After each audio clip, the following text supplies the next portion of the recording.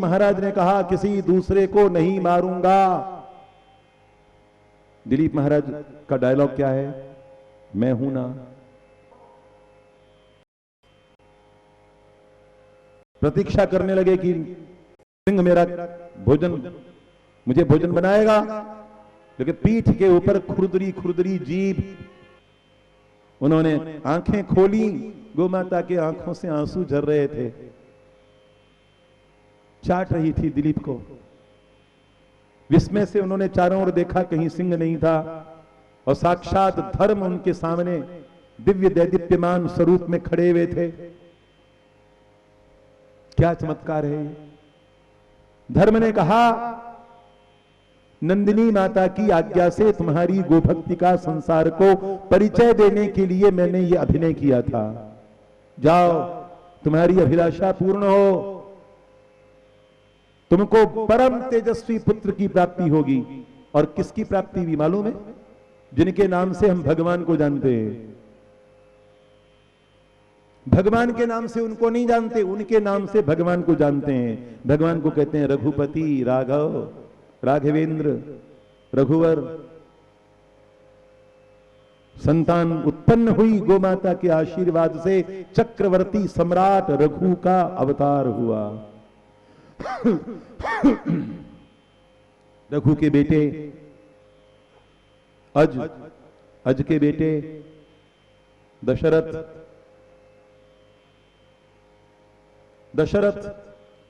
10 रथों के ऊपर सन्नद्ध होकर के महारथी अगर आक्रमण कर दे तो अकेले 10 महारथियों से युद्ध करने की क्षमता रखने वाले परम प्रतापी महाराजाधिराज सम्राट दशरथ।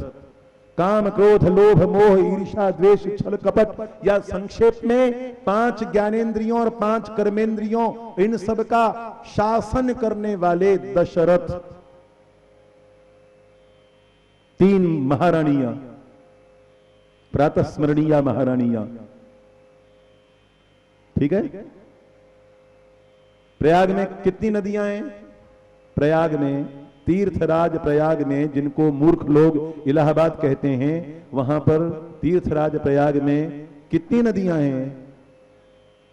एक का नाम, दूसरी का नाम, तीसरी का नाम दिखाई नहीं देती, लेकिन अंतः सलीला है। वैज्ञानिकों ने आज के 60 साल पहले, 80 साल पहले रिसर्च करके बताया था कि अंदर से एक धारा और आकर मिलती है। तीर्थराज प्रयाग, दशरथ महाराज क्या है? तीर्थराज प्रयाग हैं। गंगा कौन है? कौशल्या है। यमुना कौन है?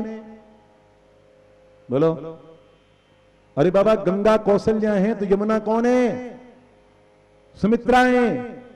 तो गंगा दिखाई देती है, यमुना दिखाई देती है। जैसे सरस्वती दिखाई नहीं देती, वैसे मोटी अक्ल के लोगों को कई माता भी दिखाई नहीं देती। इन सबसे प्रातस्मरणीय, इन सबसे वंदनीय हमारी मां, छोटी मां, सबसे छोटी मां, कई माता है।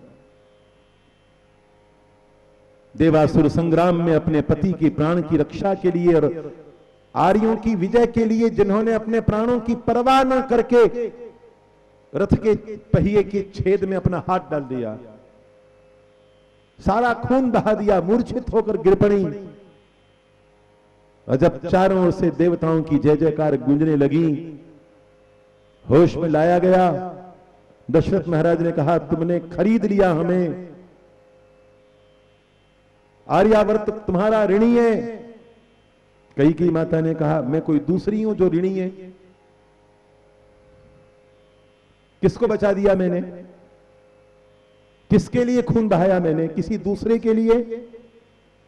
ये आर्यावर्त मेरा नहीं है, तुम मेरे प्राण नहीं हो, प्राणेश्वर नहीं हो।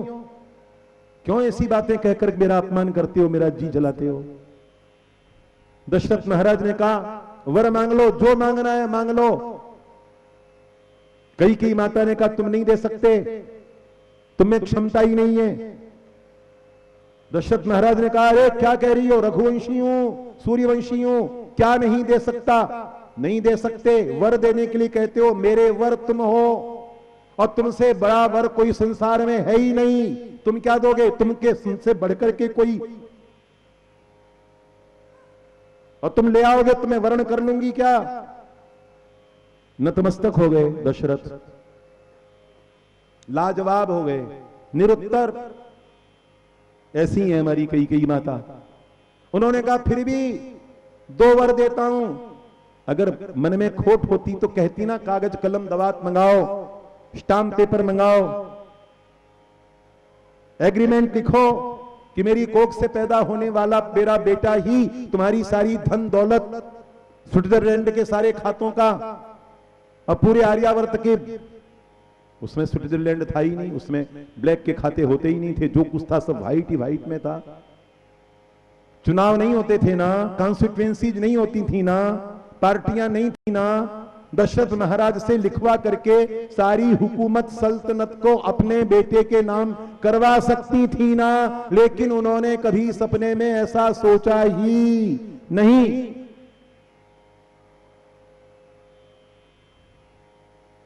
ऐसी कई माता, गंगा, यमुना, सरस्वती, ये हैं 3 माताएं। और दशरथ महाराज स्वयं तीर्थराज प्रयाग हैं। राम राम सब कोई कहे, दशरथ कहे न कोय, एक बार दशरथ कहे तो कोटि यज्ञ फल होए। ऐसे हैं हमारे दशरथ महाराज। ऐसा पिता संसार के इतिहास में कभी न हुआ है, न आगे कभी हो सकता है। पुत्रेष्ठ यज्ञ हुआ, राक्षसों के अत्याचार चरम सीमा पर पहुंच गए। बात सिर्फ एक थी, बहुत बड़ी कथा है, कभी तुम्हारा फिर दिमाग खराब हो जाएगा और जानबूझ करके आफत मोल लेनी होगी। और कभी राम कथा का आयोजन करोगे तो विस्तार के साथ तुमको राम कथा सुनाऊंगा। इसके पहले अभी अक्टूबर में कुल्लू में राम कथा होने जा रही है, वहां आ सकते हैं आप लोग। उसके बाद दिसंबर में ठाणे, मुंबई में ठाणे में राम कथा होने जा रही है। वहां राम कथा, वहां क्योंकि बहुत बड़ा डिपार्टमेंट है राम कथा का। चरम सीमा पर पहुंच गए, वाम मार्गी राक्षसों के अत्याचार चरम सीमा पर पहुंच गए। तो धरती माता ने, पृथ्वी माता ने गो माता का रूप धारण करके भगवान को पुकारा। तो भगवान ने अवतार लेने का निश्चय किया। मूर्ख लोग समझते हैं कि सीता माता का हरण हुआ इसलिए रावण को मार डाला। सीता हरण पहले हुआ या रामावतार पहले हुआ? बोलो भाई, भगवती सीता का हरण पहले हुआ या भगवान राम का अवतार पहले हुआ? पहले हुआ, पक्की बात है, कॉन्फिडेंट। तो अवतार क्यों हुआ? धरती पर आने की जरूरत क्या थी? इतने धर्मात्मा राजा का शासन चल रहा था, अवतार लेने की जरूरत क्या थी? कि राक्षसों को मारने के लिए, रावण को मारने के लिए। रावण को क्यों मारा? सीता जी को ले गया था ना। इससे बढ़कर के दुनिया में कोई, समझो, तो भगवान के अवतार के पहले राक्षस कुछ कुकर्म कर रहे होंगे ना, यही कुकर्म कर रहे थे। देवताओं के नाम पर बकरे काटना, भेड़े काटना, भैंसे काटना, यज्ञ में मांस की आहुति देना, कर्मकांड के नाम पर, तंत्र के नाम पर, तंत्राचार के नाम पर व्यभिचार, सीमातीत व्यभिचार। रावण जी के थोड़े से मंत्र 2-3 सुना देता हूं, उससे अनुमान कर लेना, बाद में आगे की कथा। मैंने आपको एक मंत्र सुनाया था, अकाल मृत्यु हरणम सर्व व्याधि विनाशनम विष्णु पादोदकम पीत्वा पुनर्जन्म न विद्यते। ठीक है ना? अर्थ दोबारा सुनाऊं क्या? अकाल मृत्यु यानी समय के पहले होने वाली मृत्यु को नष्ट रोकता है। अकाल मृत्यु हरणम सर्व व्याधि विनाशनम, सब रोगों का नाश करता है। क्या? विष्णु पादोदकम, भगवान का चरणामृत, क्योंकि उसमें तुलसी पड़ी हुई है। और भगवान के चरणोदक का सेवन करने वाले को पुनर्जन्म प्राप्त नहीं होता। रावण जी का सुनो। रावण जी कहते हैं मद्यम शराब, मांसम, ये दुनिया भर के मुर्दे, बकरी का मुर्दा, बकरे का मुर्दा, भेड़ का मुर्दा, भेड़े का मुर्दा, भैंस का मुर्दा, ये मांस। मध्यम मांसम, मछली खाओ नहीं, शराब पियो, मांस खाओ, मछली खाओ, मध्यम मांसम च मीनं च। मुद्रा, भैरवी चक्र की मुद्राएं, और मुद्रा यानी पैसा, जितना हो सके उतना पैसा बटोरो, जैसे हो सके वैसे, तभी तो लंका सोने की हुई। और मैथुन एवच, और फिर व्यभिचार, सेक्स, फ्री सेक्स, कोई बंधन नहीं। एते पंचमकारास्यु, ये जो पंचमकार हैं, मांस म, मध्यम मांसंच, मीनंच, मुद्रा, मैथुन, ये जो पंचमकार हैं, इनका जो सेवन करता है, एते पंचमकारास्यु मोक्षदा ही युगे युगे, इनका सेवन करने वाले को दोबारा पैदा होने की जरूरत नहीं होती। ये रावण जी कहते हैं। अब सोचिए कि कितना बड़ा भयंकर पाप हुआ होगा। तो ये पापाचार, इसका विरोध जब ऋषि मुनि करते थे तो ऋषि मुनियों को मारा जाता था। तब भगवान ने अवतार लिया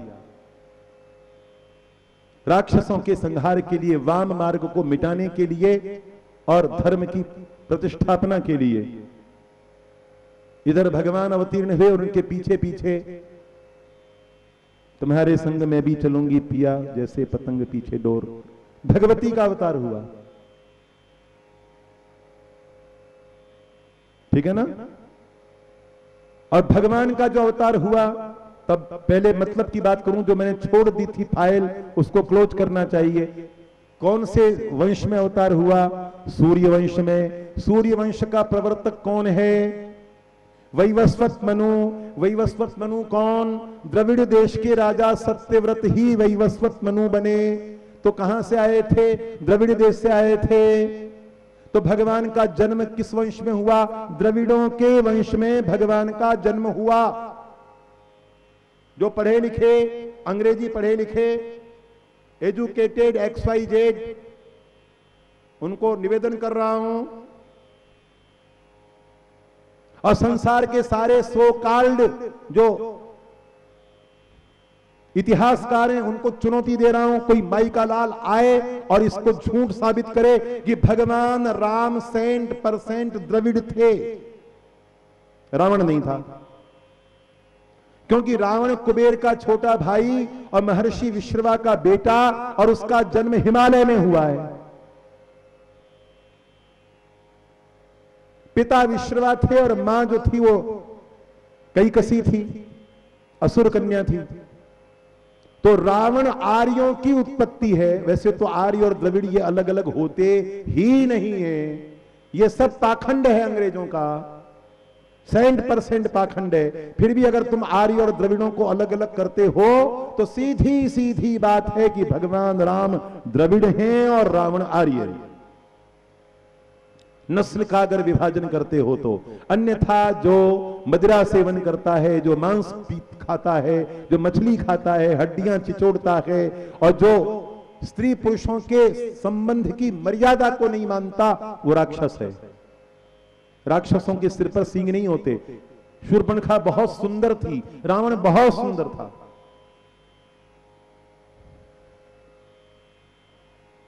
कुबेर का भाई बदसूरत कैसे हो सकता है?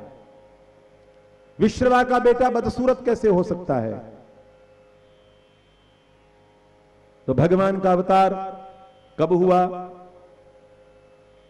जनवरी में हुआ। जनवरी में होना चाहिए। साल का पहला महीना है। साल का पहला महीना कौन सा है?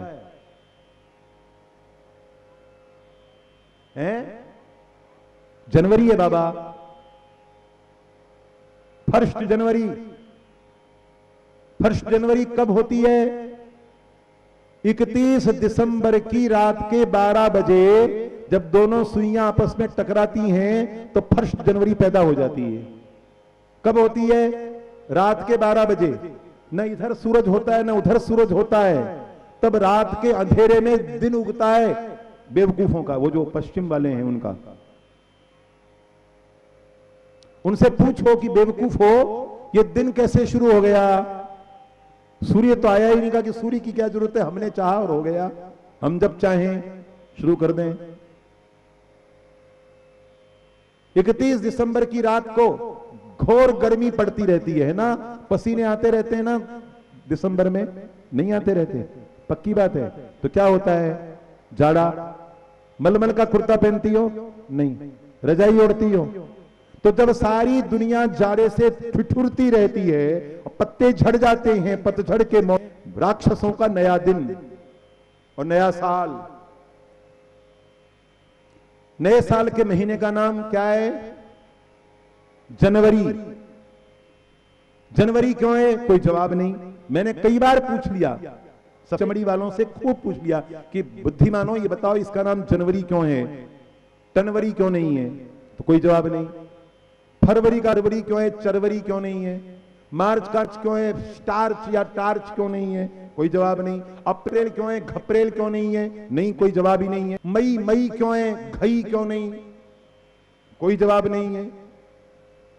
जून जून क्यों है, टून या मून क्यों नहीं है, ये भी कोई जवाब नहीं। जुलाई जुलाई जुलाई क्यों नहीं, जवाब नहीं है।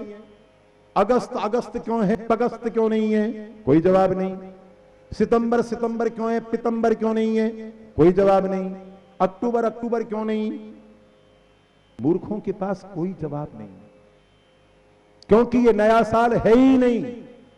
जब सारी दुनिया ठिठुरती रहती है, दिन छोटे होते हैं, मूर्खों,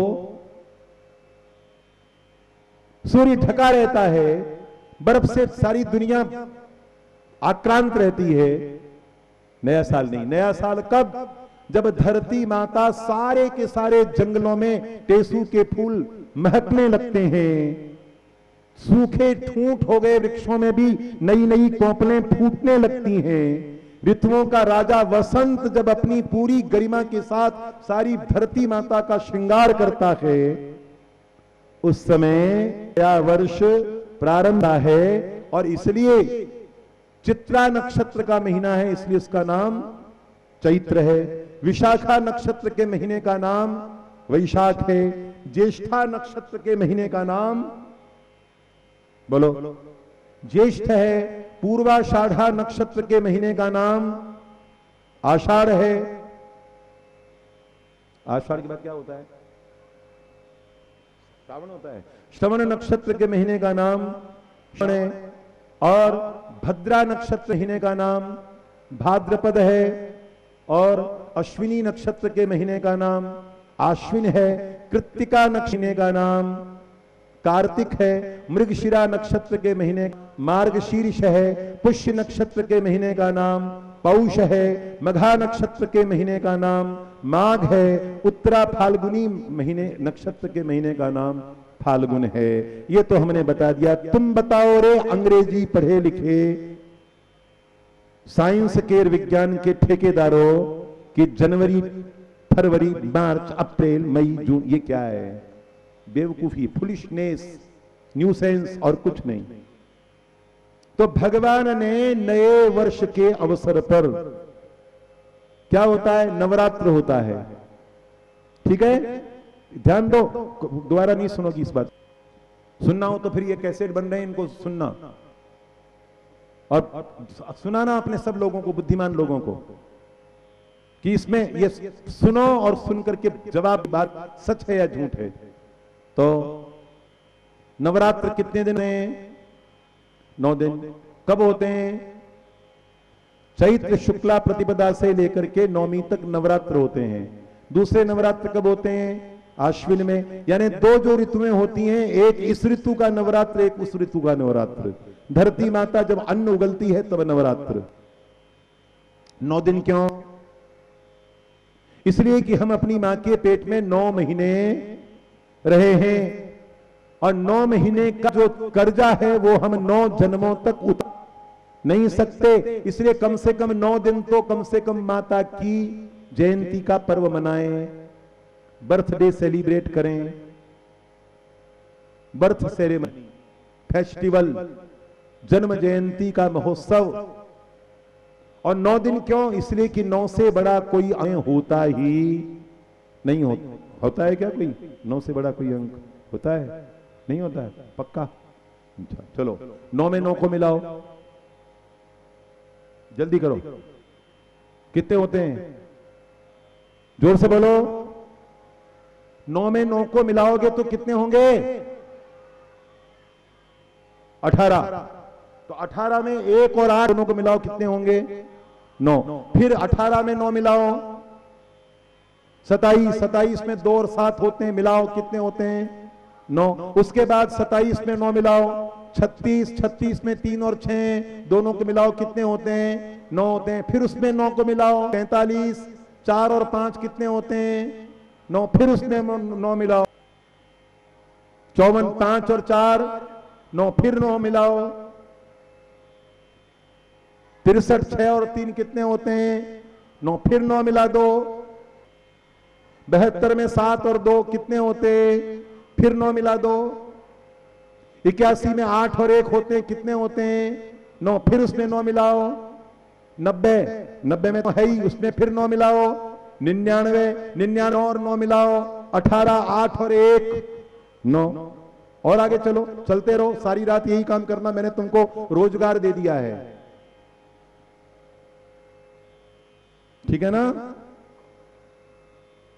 अब रात भर गिनती रहना और मुझे सवेरे आकर बताना। 9 यानी अनंत का पर्याय है, 9 का अंक।